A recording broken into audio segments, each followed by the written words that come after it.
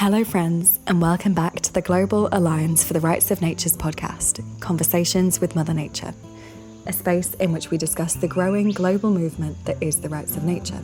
In this episode, we dive into the groundbreaking project of the Ecological Jurisprudence Monitor.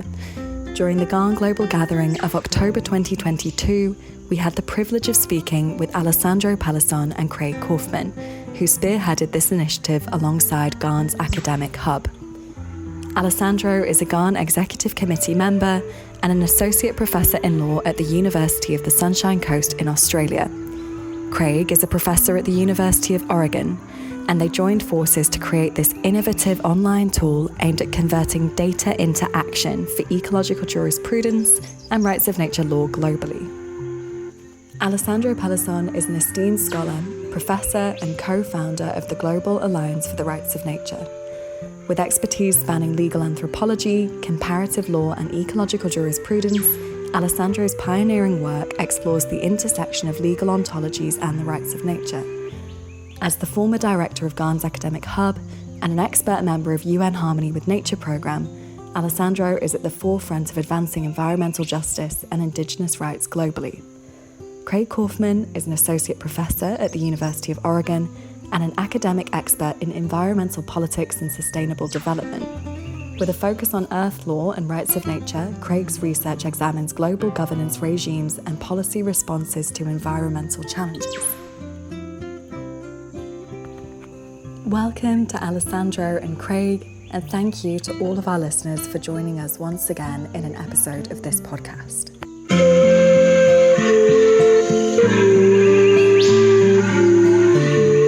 So, the Academic Hub is a recent creation within the Global Alliance for the Rights of Nature. It was established roughly 2.5 years ago as a network or a node of different academics, researchers, community researchers, etc., focused on a number of projects or pursuing a number of activities that further GARN's ideas, objectives, hopes, aspirations in relation to not just rights of nature but beyond. And it's focused on pedagogical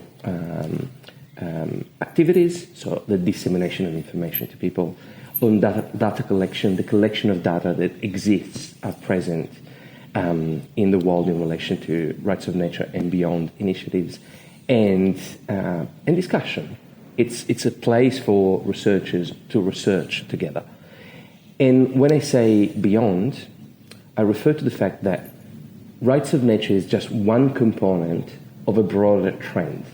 And this trend reflects an entrance of ecology within the realm of law. And so that includes rights of nature, it includes ecological civilization initiatives, it includes ecocide, and so on and so forth.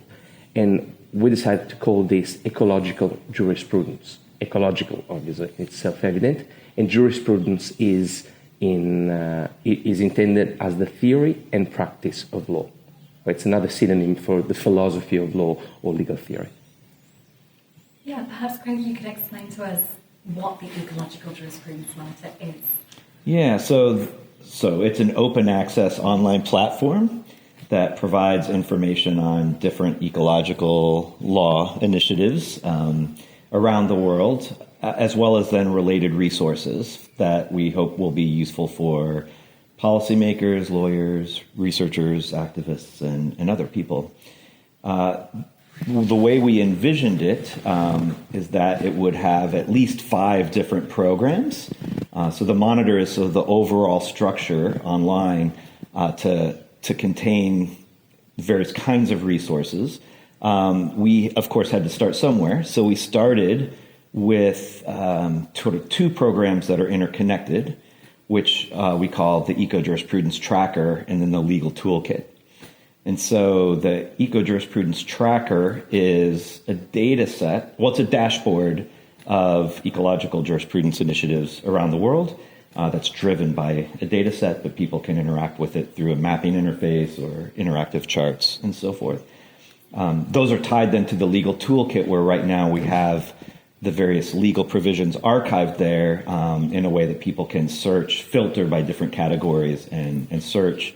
The idea is over time to developed that by providing some information about which different kinds of models might be useful in which different kinds of contexts, because that's something that community members have told us they would find valuable. Then we have 3 other programs that we envision and that we're starting to build out now.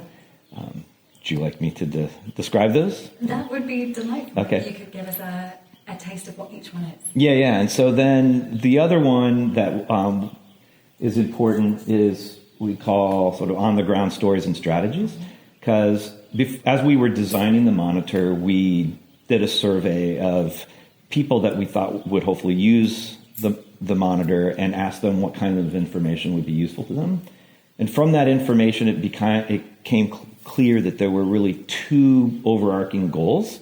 One was the ability to provide resources that would allow people to see overall general macro patterns and trends and different kinds of models. But the other was the recognition that a legal provision is one thing, but implementation on the ground is an entirely different thing. So that we would need to provide resources on the context surrounding those initiatives. And we felt it was important to do that in a way where the actors involved in that initiative would tell those stories in their own words. So that's why we call it on the ground stories and strategies. And so that's integrated into the tracker, because you can click on an initiative on the tracker and it will go to an initiative page where the qualitative content will be built out over time.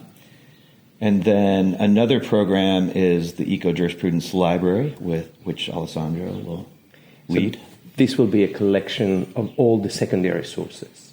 So Craig has described the tremendous work that is done in collecting all of the primary sources. That in itself, it's a titanic effort. Not only the data, but also the sources themselves, the legal documents that underpin those initiatives. But since 2008, we can say since 2006, but let's use the Ecuadorian Constitution as the starting point. Since 2008, when there was one single document, the Ecuadorian Constitution worldwide, we now have 437 initiatives in 42 countries plus the international level. Now, that's the magnitude of growth is incredible. To give you a sense, the number of initiatives doubled from 100 to over 200 in the 4 years between 2011 and 2016. It then doubled again from 200 to now more than 400 between 2016 and 2021. So we're seeing literally a doubling rate of every roughly 4 to 5 years. And what do you think is driving that really rapid explosion in the number of initiatives? Well, so 2 points there. One is about the literature. So in parallel with the growth of actual initiatives, the same is true for secondary literature. And when I say secondary literature, I speak of the academic literature. So books, published books, peer-reviewed academic journals. So all the scientific, if you want to, legal literature, and not just legal literature that describes that analyzes, reflects upon, and considers these initiatives. Again, there would have been probably 5 texts, maybe 10 if we include all the texts in different languages in 2008, from Stone to Nash to Acosta, so just a few texts. Now there are texts that are published, articles and books that are published daily, and it's hard to track the number of them, so I'm sure that it's in the thousands. And so we can see also that in parallel with the interest from legislators, judges, civil society to sort of operativize ecological jurisprudence, there's a huge interest in understanding why this is happening.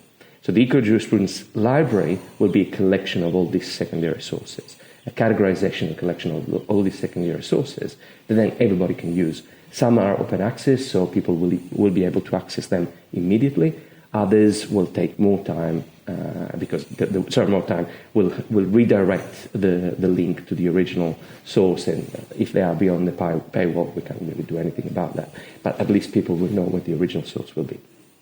Now, within that literature, is the answer to the question you've just posited. Why is that happening? I think there are many analyses of that. So at the one level, there's a clear response to the ecological threats that we are all perceiving. And the changes that we are feeling on a daily basis, the increase in flood, the increase in droughts, the change in temperature, all the things that are altering the environment in which we or our forebears were used to. So we're clearly shifting away from homeostatic reality. And we're all seeing it. So it's not just people who are environmental activists that are knowledgeable and knowing the data, but it's everybody is perceiving that at a physical and visceral level. So that's one reason. The other is that there's sort of a growing rejection of a traditional worldview or Weltanschauung that has become less and less convincing as a paradigm for life for most people today. So this, what I call crude, or some authors call crude anthropocentrism, not just the idea that humans are central, but to all of the cosmos, but everything related to it.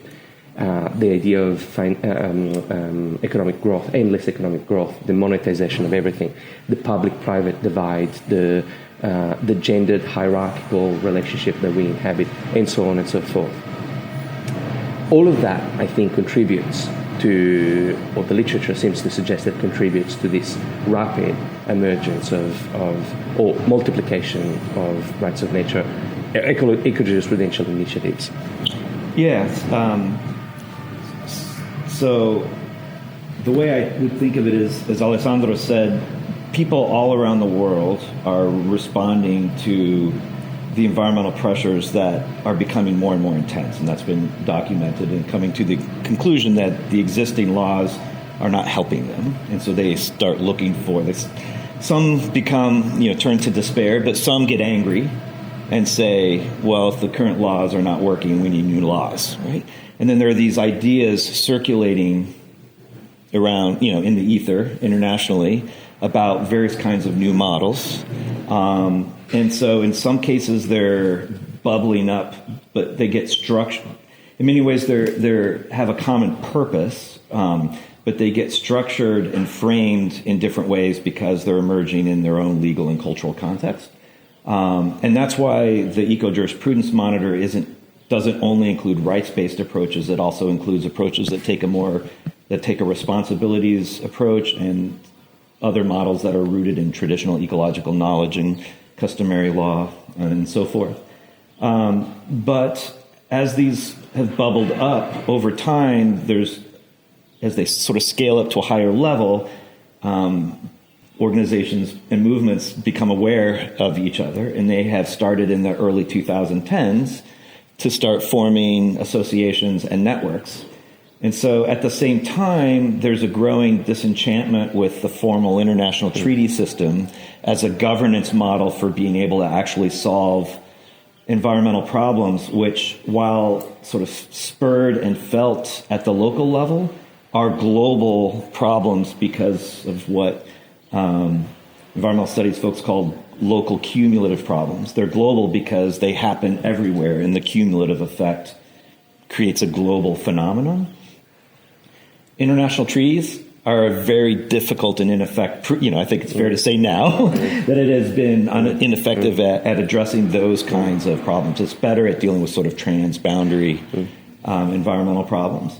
And so there has been the construction of an alternative transnational governance system outside the formal state-led treaty system that is driven by transnational networks that include various kinds of actors that lend different kinds of power and expertise.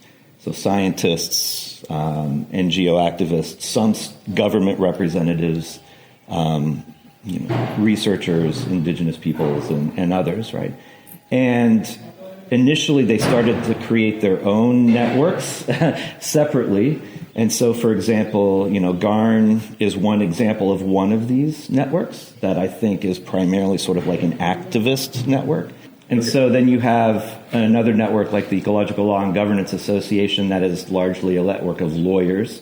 And then the network of the UN Harmony with Nature network that exists primarily in the realm of policymaking, And there are many other, right? And there's the Indigenous Environmental Action Network and other kinds of networks that are networks of indigenous peoples and others. And so those started to grow independently, but they've now matured to a level where they are starting to be connections among those networks, and it's creating a sort of a global governance system that is helping the sort of the diffusion and nurturing of these kinds of initiatives. And I think that I think help explains the timing of the rapid growth of these kinds of initiatives.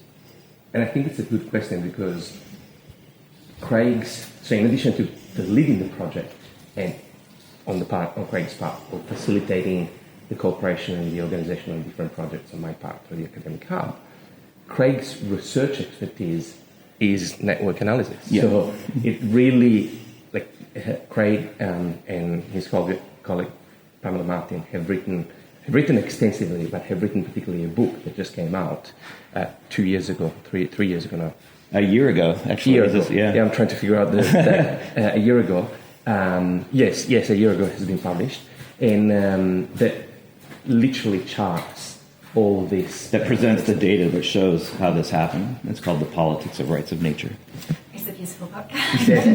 definitely worth reading. Whereas my area, and it's interesting because our responses were really reflecting our own particular disciplinary expertise. My area is more like legal theory and legal anthropology. So my analysis is about the underpinning theoretical assumptions and the challenge to those assumptions, as I said before, which I actually have charted in a book that is coming out probably in 5 months, titled Ecological Jurisprudence. So the two texts are two ways of sort of interpreting, two offerings of how to interpret the emergence of these eco-jurisprudential initiatives around the planet. Thank you, that's really insightful. Craig kind of started us off on this, but I'd be interested in how you would both describe the global community of rights of nature or ecological jurisprudence advocates. It's an interesting question how to describe it. I think there are multiple movements that are aware of each other, that have only recently come to dialogue. For a long time, they were working in parallel with little conversation. More of that conversation is coming, but there are different approaches that have up to now relied on fundamentally different logics. And so there's this process now of trying to reconcile these to see if there is some common logic that can be agreed on. That might also include human rights as well, recognizing that humans are part of nature. And so there are a lot of these kinds of meetings that are happening to try to conceptualize some sort of framework. So just as an example, right, animal rights has been around for a while and has grown, but has grown largely in isolation from what we generally think of as rights of nature, which tends to look at rights of like ecosystems or systems. And they're up to now have really relied on fundamentally different logics. Animal rights has been a very individualist logic where it's based on some animals have value because they have attributes that are similar to humans, whether that be sentience or intelligence or suffering or what have you. And so the discussion has been like, how far do those attributes extend, and which attributes should we consider important?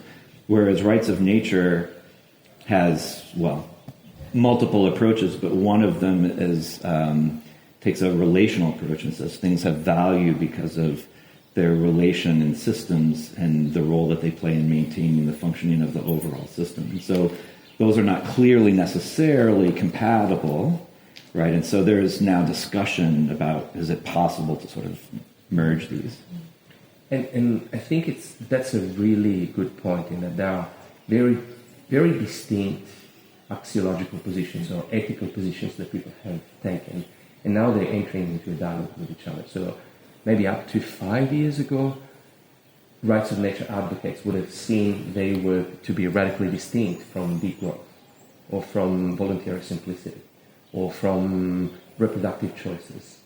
And maybe underpinning that was a conception of nature which hasn't changed radically yet, but it's beginning to change, in which nature is seen as the non-human other separate from the human.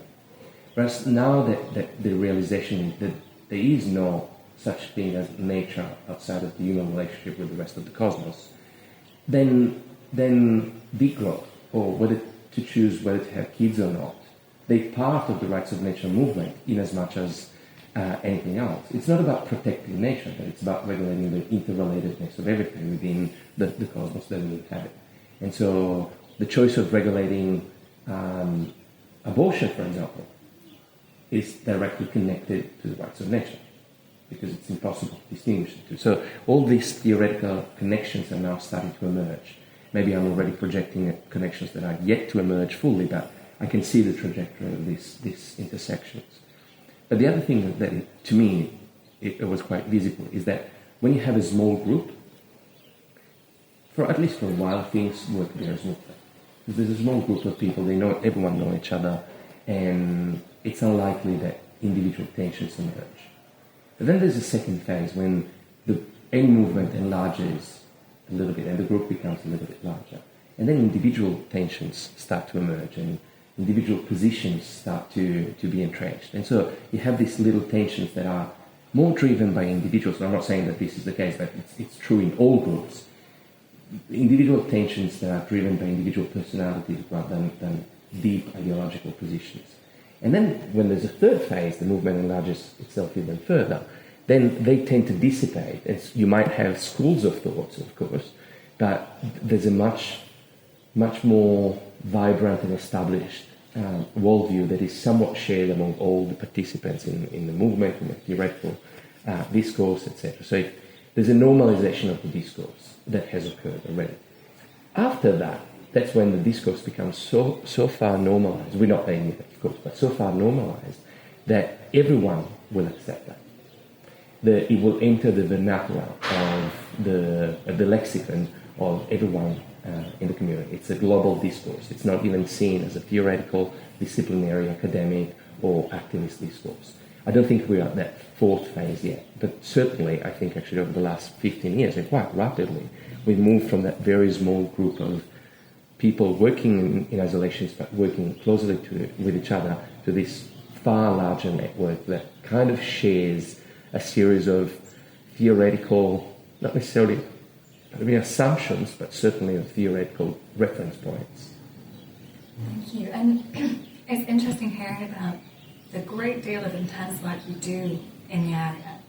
We're interested to know if you have any particularly treasured memories of your time working in the area. It could be from an event, it could be a moment on your own, working on something that felt like a breakthrough, but something that you hold close to your heart. I have a couple things that come to mind. I'll share one. So a lot of my research has been physically traveling to the place where these, I think of them as local experiments, essentially, are happening, to be able to observe and learn by being present and participating in the sense of being there and experiencing what it looks like to actually practice these concepts in a particular location. And one of them that changed me most profoundly was I was invited by representatives of the Tuhoi iwi in New Zealand, Kirsty Luke and Timothy Kruger, to live with them for a period of time, to be able to see what it looked like when they were restoring their ancestral knowledge to govern their ancestral territory, Te Urewera, the forest, according to these principles, which I think it's fair to say, are consistent with, principles of ecological jurisprudence at a certain fundamental level.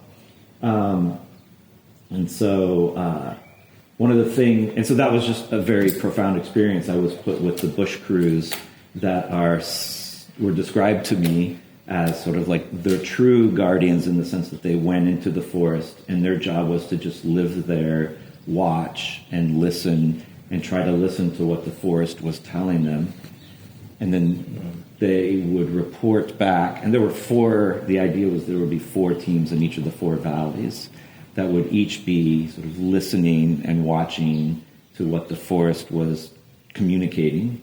and to report that back, and then they would take that information and then use that to figure out how to manage their own behaviors and adapt, essentially, to what was happening.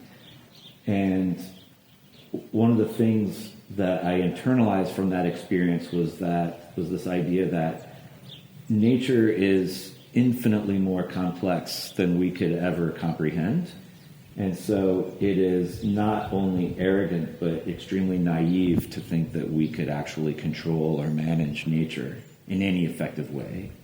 And therefore, really all we can do is try to manage our own behaviors as human beings in a way that where we don't get in the way of the sort of the systems to maintain their cycles, to put it in a Western scientific language.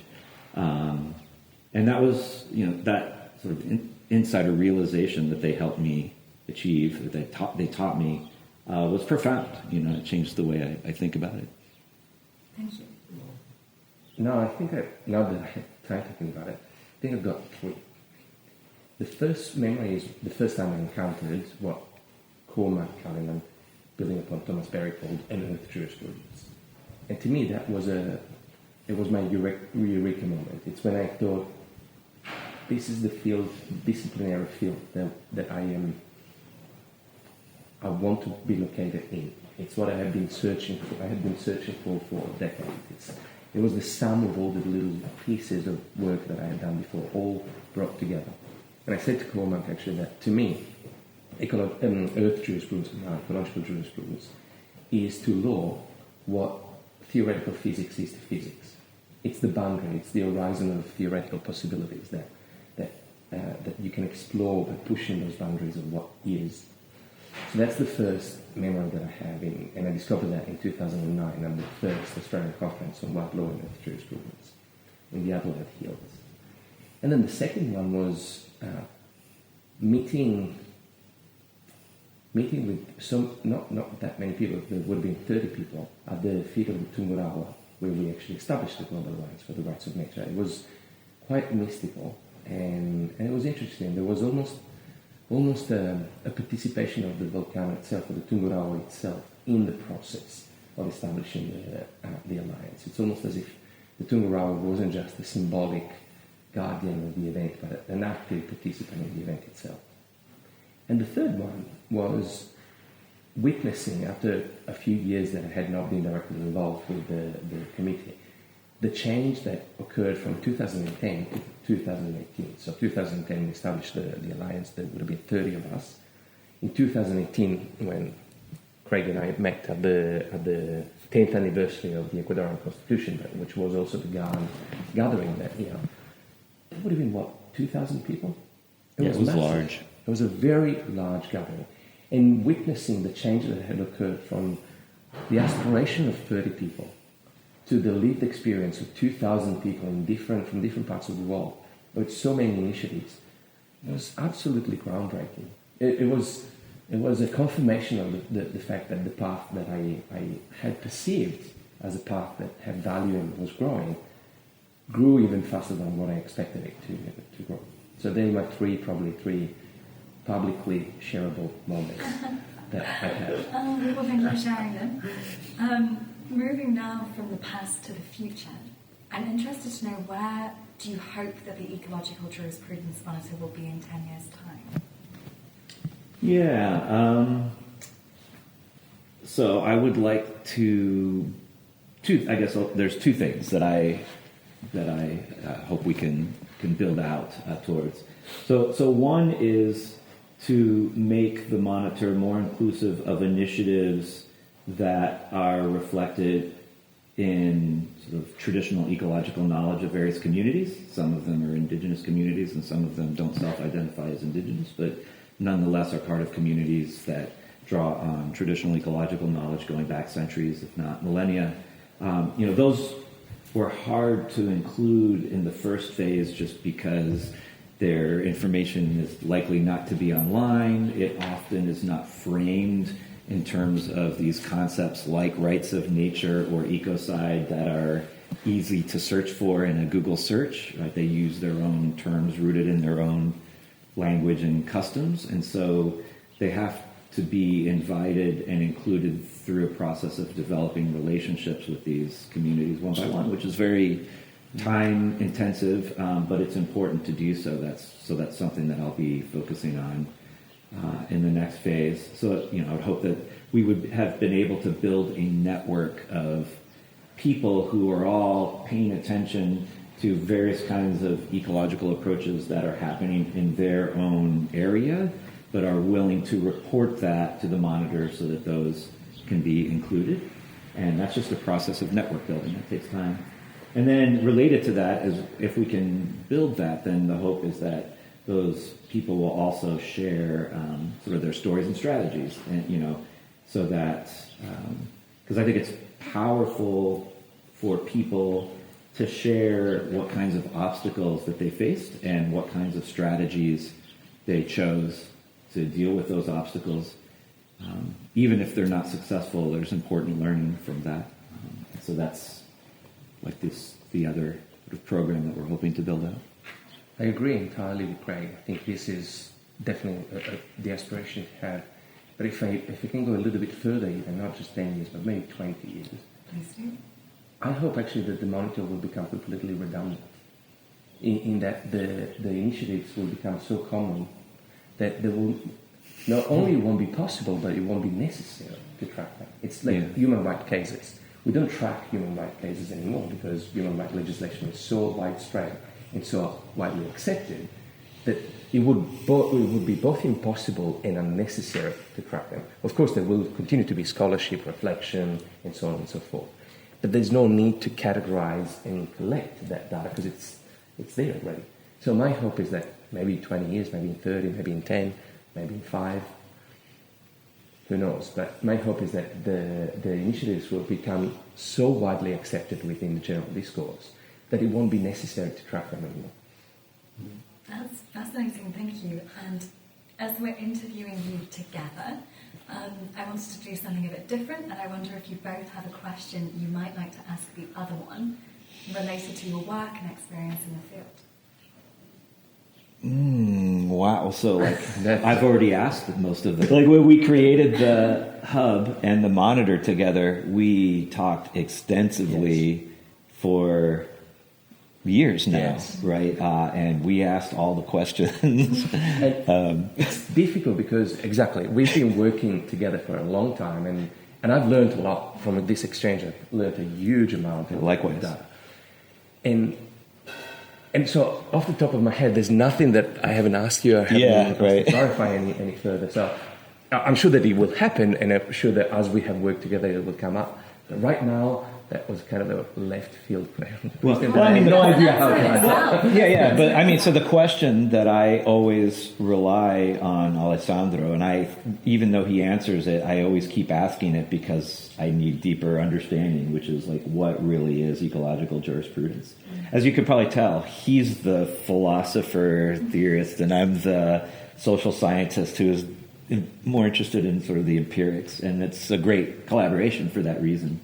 And I think that's a really good point because I've noticed that that's the case actually. So that's what I sort of discuss, explain, and articulate. But often I go back to Craig and say, so can you just tell me what are the initiatives, how they're related, how many there are, like all the sociological questions. I go back to Craig to ask them regularly. So I think actually it's true. For all the philosophical, theoretical questions, I just call them up and ask them. Sociological. Yeah. Right. So yes. Good harmony. Yeah, very. That's really lovely. It's nice seeing how the two things interact. Now, coming another personal question: how would you describe your own connections to nature and the environment? Not necessarily related to work, just related to life. So it changed. I'm sure, as for everybody, everyone here has changed dramatically over time, and I don't have a relationship with nature because I do challenge the idea of nature. But physics, Aristotle said, is that toward which things tend. It's the entelechy of all things. It's the ultimate end of all things, the telos of all things. So the nature of a seed is to become a tree. The nature of a kid is to become an adult. The Latins translated this as natura. And then in the scholastics, they said there are two types of nature, of nature. There's the natura naturans, the physis, which is our inner nature, our tendencies that we have. So they would call it our astrological science, maybe, or anything like that. It's our inner nature and inner tendency. That's the natura naturans. Or there's natura naturata, that which has been created and shaped by that tendency. So when we ask, what is your relationship with nature? Well, which of the two are we asking? Is it my natura naturans or my natura naturata? And so to me, it's not a relationship with nature. To me, it's a relationship with country, and that's the Aboriginal word that I refer to the most. And country is not an external, infinite, abstract reality. It's a very concrete, relational reality. Country is this space right now, with everything that surrounds me. And be it a rock, be it a piece of wood, be it a column that has been built by humans. All of them are part of the country. And so the relationship with and within that framework, that network, that web, is one in which I feel immersed. And so the ancient Greeks would have called that our relationship with and within Gaia. But Gaia being one of the primordial beings that emerged out of the creative chaos. And Gaia was not just a female benign figure from which life sprang. It's the dark maternal as well. It's the well of energy from which everything emerges, in as much as is the benign maternal. So I feel myself as an integral part of Gaia with all the complexities that entail. The positive, the negative, the beauty and the tension, the violent and the peaceful. That is the totality of it. And to deny any of that would be to deny the relationship that we have with Gaia, I think.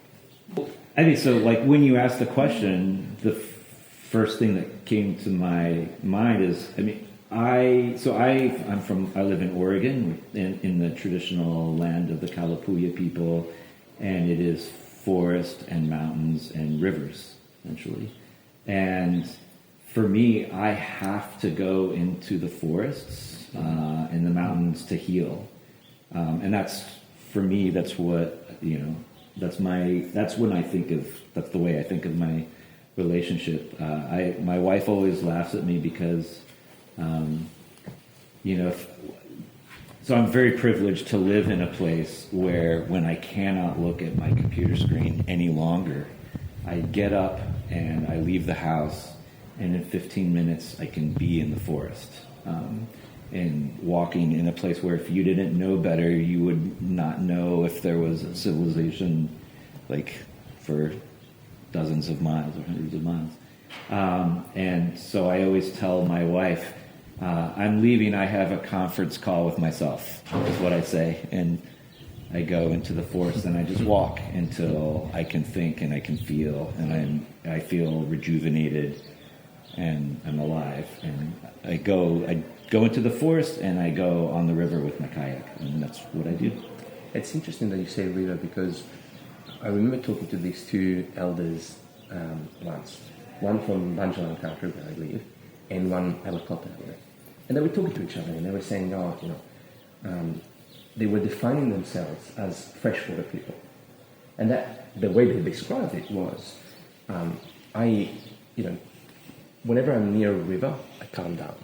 You give me a river and I can sit there and meditate for a long time. When I go to the ocean, I like it, but after 5 minutes I have this sense that I have this urgency to go back. I can't sit there. And it dawned on me that I'm the exact opposite. If I'm near the ocean, I can stay there for days and meditate and let the waves drive, lead my thoughts. When I'm near a river, I like it, but after 5 minutes I need to go back to the ocean. So I know that I'm a saltwater person. As a result of that, I realized that that my inner nature is to be a saltwater person, which makes sense because my ancestors come from there. So we are the people of the seas and the winds. So I'm a forest river person. And it's interesting as a sort of a discovering these particular tendencies that really relate to some, broadly speaking, some broad natural elements, I think.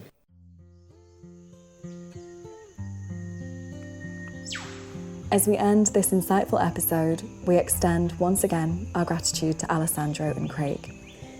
Thank you for sharing your expertise and letting us in on the vision behind the Eco-Jurisprudence Monitor.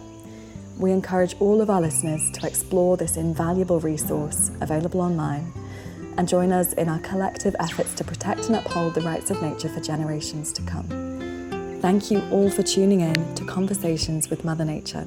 And until next time, let us continue our journey towards the recognition towards the rights of Mother Earth.